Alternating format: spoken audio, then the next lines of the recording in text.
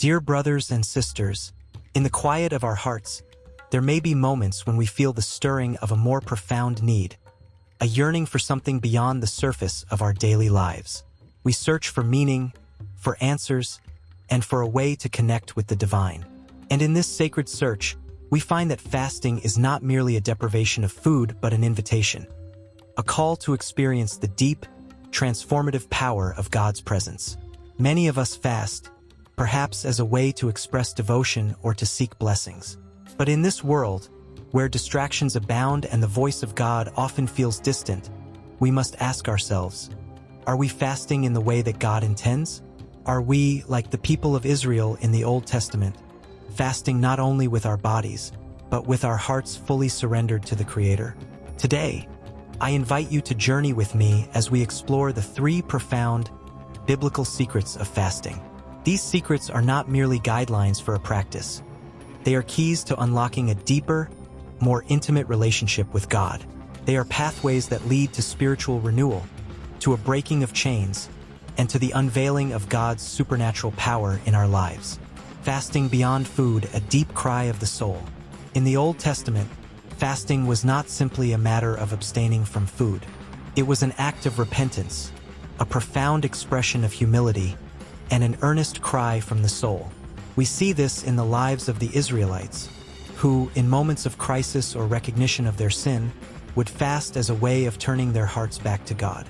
Take, for instance, the story of Jonah and the people of Nineveh. When the prophet Jonah proclaimed God's judgment upon the city, the people, led by their king, repented in the most radical way. They fasted, not just abstaining from food, but humbling themselves in sackcloth and ashes. Even the animals of the city participated in this act of repentance. This, my dear friends, was not a mere ritual. It was a profound gesture of surrender, a deep plea for mercy, and a recognition of their utter dependence on God. Fasting as humiliation and transformation. Fasting, as seen in the Old Testament, is not about manipulating God through a mechanical act about a complete transformation of the heart. It is about shedding our pride, our self-sufficiency, and our attachment to earthly things.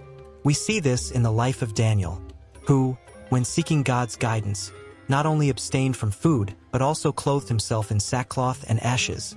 Daniel 9 verse 3. His fasting was an outward sign of his inward surrender, a testimony of his longing for spiritual transformation.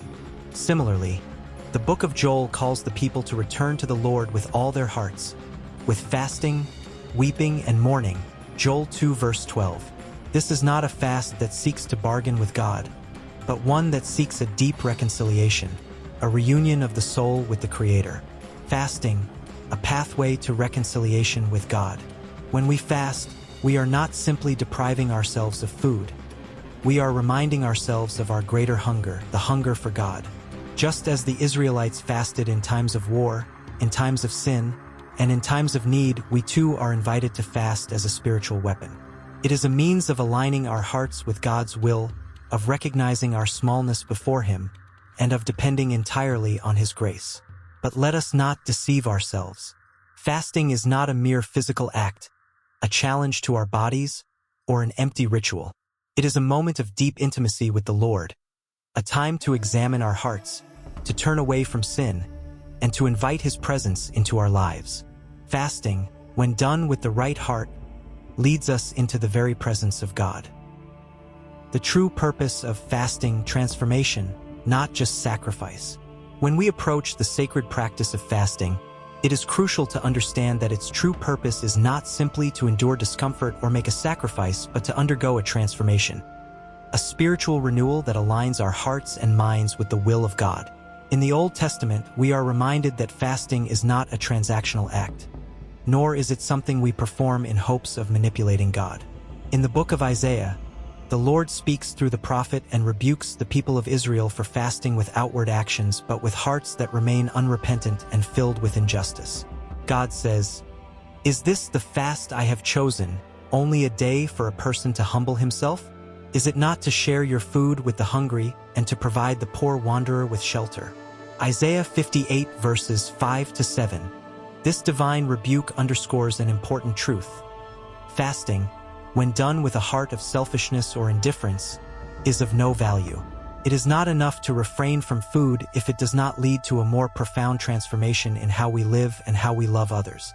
True fasting, as God desires, is a fast that leads to repentance, to a change of heart, and to a renewed commitment to justice and mercy. Fasting as liberation and renewal. Fasting, in its truest form, is an invitation to liberate ourselves from the bonds of our earthly desires and to surrender to God's will. As we fast, we are called to break free from the chains of injustice and selfishness. Fasting teaches us to look beyond our desires and to consider the needs of others. We are reminded of the words of Isaiah.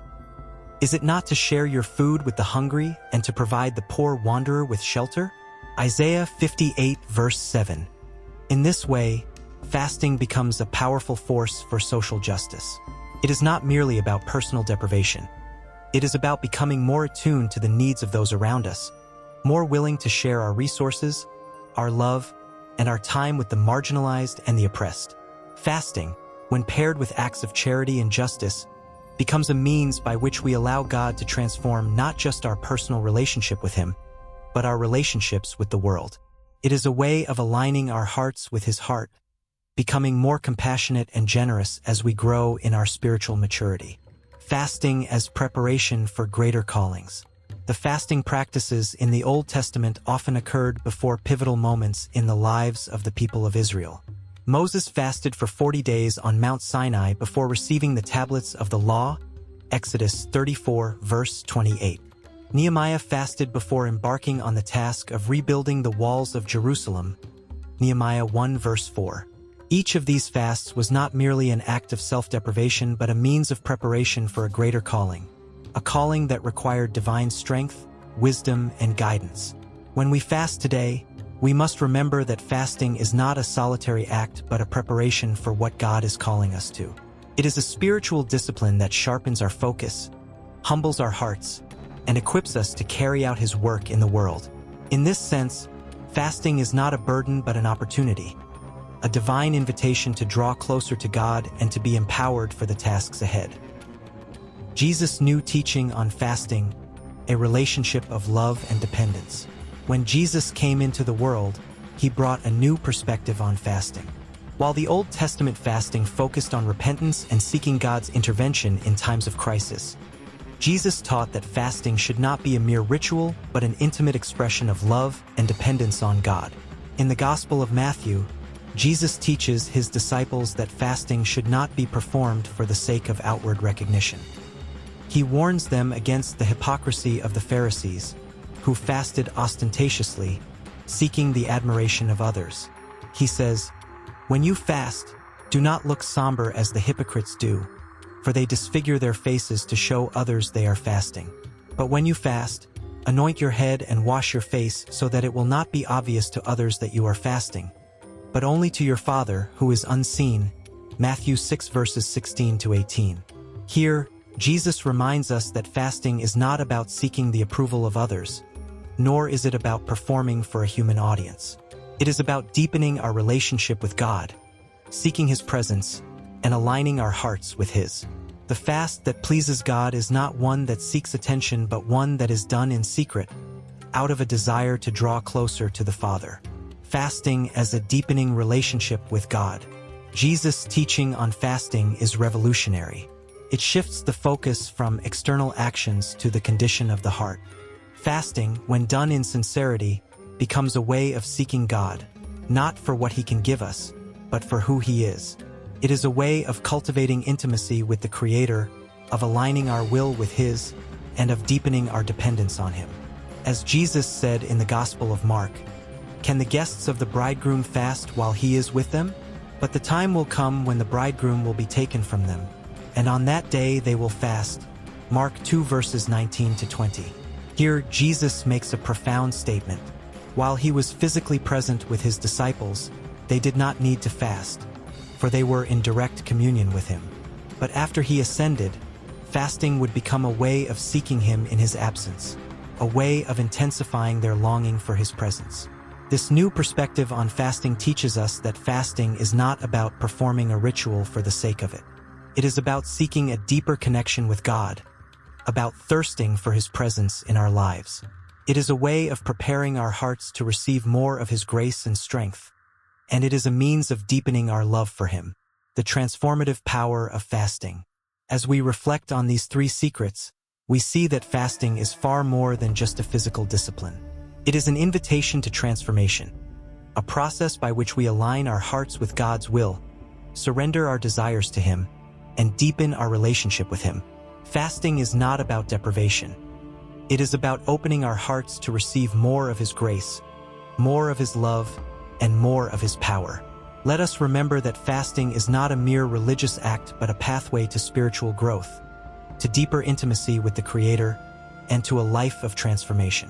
As we fast, let us fast with hearts that are fully surrendered to God, with a desire not just for personal gain but for a deeper communion with the One who loves us beyond measure.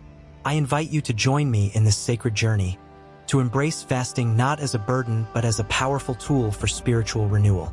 Let us approach this practice with open hearts, ready to experience the transformative power of God's love in our lives.